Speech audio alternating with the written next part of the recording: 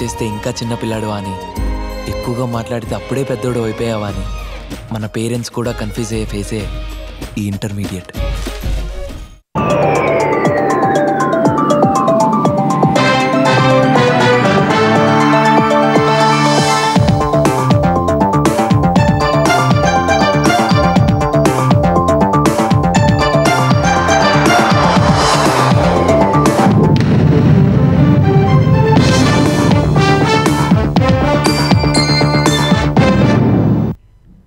నమస్కారం, ETV news కు స్వాగతం. అమెరికాలోని టెక్సాస్లో సంభవించిన వరదల్లో మరణించిన వారి సంఖ్య 51కి చేరింది. అందులో 15 మంది చిన్నారులు ఉన్నారు. గల్లంతైన మరో 27 మంది బాలికల కోసం సహాయ బృందాలు 2 రోజుల నుంచి తీవ్రంగా గాలిస్తున్నారు. గ్వాడాలుపే నదీ తీరంలో ఉన్న ప్రముఖ క్రిస్టియన్ క్యాంపులో వేసవి శిక్షణా శిబిరం నిర్వహిస్తుండగా వరద ముంచెత్తింది. ఇందులో 27 పైగా మంది బాలికలు గల్లంతైనట్లు అధికారులు వెల్లడించారు. బాలికల కోసం పడవలు, హెలికాప్టర్ల సాయంతో గాలింపు చేపట్టినట్టు తెలిపారు. అటు ఒక్క కేర్ కౌంటీలోనే దాదాపు 43 మంది మరణించినట్లు అధికారులు చెప్పారు. ఇప్పటి వరకు వరదలో చిక్కుకున్న 850 మందిని రక్షించినట్లు అధికారులు వెల్లడించారు. హిమాచల్ ప్రదేశ్లో వర్ష బీభత్సం కొనసాగుతోంది. మండి జిల్లాలో భారీ వర్షాల కారణంగా మరణించిన వారి సంఖ్య 75కు చేరింది. హిమాచల్ ప్రదేశ్ వ్యాప్తంగా ప్రధాన రహదారులపై కొండ చర్యలు విరిగి పడడం, ఆకస్మిక వరదలు, కుంభవృష్టితో పరిస్థితి దారుణంగా ఉంది. ఈ నేపథ్యంలో చాలా చోట్ల సహాయక చర్యలకు ఆటంకం ఏర్పడుతోంది. 240 రహదారులపై రాకపోకలు కష్టంగా మారినట్లు అధికారులు వెల్లడించారు. కంగ్రా, సిర్మూర్, మండి జిల్లాలో భారీ నుంచి అతి భారీ వర్షాలు పడే ప్రమాదముందని వాతావరణ శాఖ పేర్కొంది. నిన్న ఒక్క రోజులోనే 115 నుంచి 204 మిల్లీమీటర్ల వర్షపాతం నమోదవగా రెడ్ అలర్ట్ జారీ చేసింది. చంబా, కంగ్రా, మండి, సిమ్లా, సిర్మూర్ జిల్లాలో ఆకస్మిక వరదలు రావచ్చని హెచ్చరించింది. ఉనా, బిలాస్పూర్, హమీర్పూర్, సిమ్లా, కుల్లు జిల్లాలోనూ ఆరెంజ్ అలర్ట్ ప్రకటించింది. చాలా చోట్ల కొండ చర్యలు విరిగిపడే ప్రమాదముందన్న అధికారులు బలహీనమైన నిర్మాణాల నుంచి ప్రజలు ఖాళీ చేయాలని హెచ్చరించారు. హిమాచల్లో ఆకస్మిక వరదల కారణంగా ఇప్పటి వరకు 566 కోట్ల రూపాయల మేర ఆస్తి నష్టం జరిగినట్లు ప్రభుత్వం ప్రకటించింది. శ్రీశైలం జలాశయానికి వరద ప్రవాహం క్రమంగా పెరుగుతోంది. జూరాల, సుంకేసుల ప్రాజెక్టుల నుంచి 130,780 క్యూసెక్ల నీరు శ్రీశైలం జలాశయంలోకి చేరుతోంది. శ్రీశైలం నుంచి అవుట్ఫ్లో 67,399 క్యూసెక్లు ఉంది. ఎడమగట్టు విద్యుత్ కేంద్రం నుంచి 35,315, కుడిగట్టు విద్యుత్ కేంద్రం నుంచి 31,084 క్యూసెక్ల విద్యుత్ ఉత్పత్తి ద్వారా నాగార్జున సాగర్కు విడుదల చేస్తున్నారు. శ్రీశైలం పూర్తి స్థాయి నీటి మట్టం 885 అడుగులు కాగా ప్రస్తుతం 878.40 అడుగులకు చేరింది. ప్రాజెక్టు పూర్తి స్థాయి నీటి నిల్వ సామర్థ్యం 215.80 టీఎంసీలు కాగా ప్రస్తుతం 179.89 టీఎంసీలకు చేరింది. శ్రీశైలం ప్రాజెక్టును జలవనరుల నిపుణుడు కన్నయ్య నాయుడు పరిశీలించారు. ఆనకట్ట రేడియల్ క్రస్ట్ గేట్ల పరిస్థితిని క్షుణ్ణంగా పరిశీలించిన ఆయన 10వ నెంబర్ గేట్ ద్వారా వచ్చే లీకేజీ వల్ల ఇబ్బందేమీ లేదన్నారు. గేటు నుంచి నీటి లీకేజీ 10% కంటే తక్కువగా ఉందన్నారు. రేడియల్ క్రస్ట్ గేట్లకు క్రమం తప్పకుండా పెయింటింగ్ వేయాలన్నారు. మరో 5 ఏళ్లకైనా రేడియల్ క్రస్ట్ గేట్లు కొత్తవి ఏర్పాటు చేయాలని సూచించారు. కొత్త గేట్లు ఏర్పాటు చేయకపోతే తుంగభద్ర పరిస్థితి ఎదురయ్యే ప్రమాదముందన్నారు. శ్రీశైలం గేట్ల నిర్వహణకు ప్రభుత్వం నిధులు కేటాయించాలని కన్నయ్య నాయుడు సూచించారు. శ్రీశైలం ఆనకట్ట నుంచి 60 మీటర్ల దూరంలో ప్లంజ్ పూల్ ఉందన్న ఆయన దానివల్ల ప్రమాదం లేదని చెప్పారు. రేవంత్ రెడ్డి పాలనలో రైతులకు తీవ్ర అన్యాయం జరుగుతోందని మాజీ మంత్రి హరీష్ రావు మండిపడ్డారు. ప్రాజెక్టుల్లో నీళ్లు ఉన్నా మొదటి పంటకు ఎందుకు ఇవ్వడం లేదని ప్రశ్నించారు.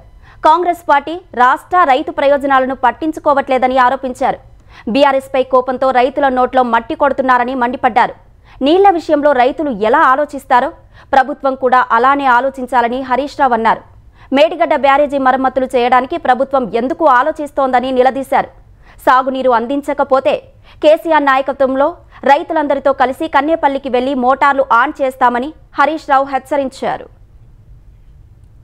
సంగారెడ్డి జిల్లా పాసమైలారంలోని సిగాచి పరిశ్రమలో పేలుడు ధాటికి మృతి చెందిన వారి సంఖ్య రోజురోజుకు పెరుగుతూనే ఉంది. 7వ రోజు శిథిలాల తొలగింపు ప్రక్రియ కొనసాగుతుండగా ఆచూకీ లేని 9 మందిలో ఒకరి శరీర భాగాలను రెస్క్యూ బృందాలు గుర్తించాయి. దీంతో సిగాచి పరిశ్రమ పేలుడు ఘటనలో చనిపోయిన వారి సంఖ్య 42కు చేరింది. ఇంకా 8 మంది కార్మికుల ఆచూకీ తెలియాల్సి ఉంది. హైడ్రా, ఎన్డీఆర్ఎఫ్ బృందాలు సంయుక్తంగా రెస్క్యూ ఆపరేషన్ కొనసాగిస్తున్నాయి. వైసీపీ అధినేత జగన్ రెంటపాల పర్యటనలో ఆంక్షల ఉల్లంఘనపై నమోదైన కేసులో వైసీపీ నేతలను పల్నాడు జిల్లా సత్తెనపల్లి పోలీసులు విచారిస్తున్నారు. మాజీ ఎమ్మెల్యేలు గోపిరెడ్డి శ్రీనివాసరెడ్డి, అన్నాబత్తుని శివకుమార్, సత్తెనపల్లి వైసీపీ ఇన్ఛార్జ్ గజ్జల సుధీర్ భార్గవ్ రెడ్డి సత్తెనపల్లి పట్టణ పోలీస్ స్టేషన్లో విచారణకు హాజరయ్యారు. జగన్ పర్యటన వేళ పోలీసుల ఆంక్షలు, నిబంధనల ఉల్లంఘనలపై పోలీసులు వివరాలు సేకరిస్తున్నారు.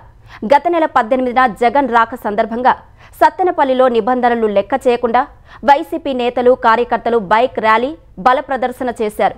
ఈ ఘటనకు సంబంధించి ఇప్పటికే వైసీపీ నేతలు, కార్యకర్తలు, మద్దతుదారులైన 113 మందికి పోలీసులు నోటీసులు ఇచ్చారు.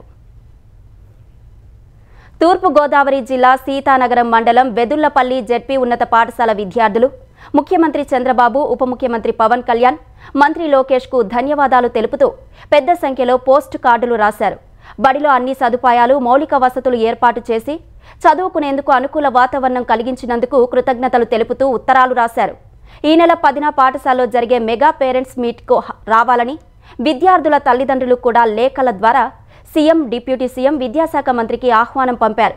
తల్లికి వందనం ద్వారా చదువుకు ఆర్థిక సహాయం, డొక్కా సీతమ్మ పథకం పేరిట మెనూలో మార్పులు చేసి సన్నబియ్యంతో భోజనం, డాక్టర్ సర్వేపల్లి రాధాకృష్ణన్ పేరిట విద్యామిత్ర కిట్లు వంటి పథకాల అమలు చేయడం సంతోషకరమని లేఖల్లో ఆనందం వ్యక్తం చేశారు.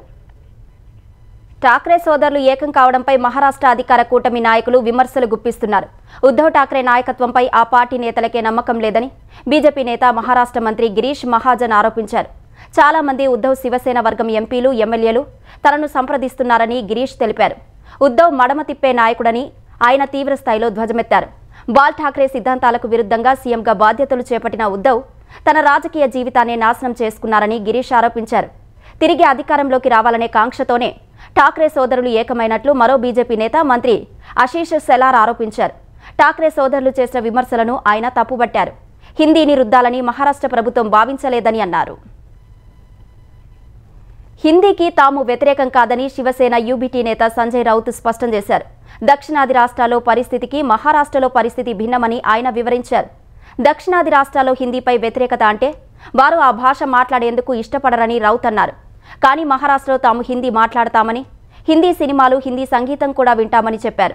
అయితే ప్రాథమిక పాఠశాలలో హిందీని తప్పనిసరి చేయడానికి తాము వ్యతిరేకమని రౌత్ వివరించారు. హిందీ విషయంలో మహారాష్ట్ర ప్రభుత్వం వెనక్కి తగ్గినందుకు శివసేన యూబీటీకి తమిళనాడు సీఎం స్టాలిన్ అభినందనలు తెలిపారు. అయితే హిందీ విషయంలో తమ వైఖరిని స్టాలిన్ అర్థం చేసుకోవాల్సి ఉందని రౌత్ అన్నారు. తాము హిందీ మాట్లాడవద్దని ఎవరికి చెప్పబోమని తెలిపారు. ఠాక్రే సోదరులు కలిసిపోయారన్న ఆయన మహారాష్ట్ర ప్రజలు మేలు కోసమే వారు కలిశారని తేల్చి చెప్పారు.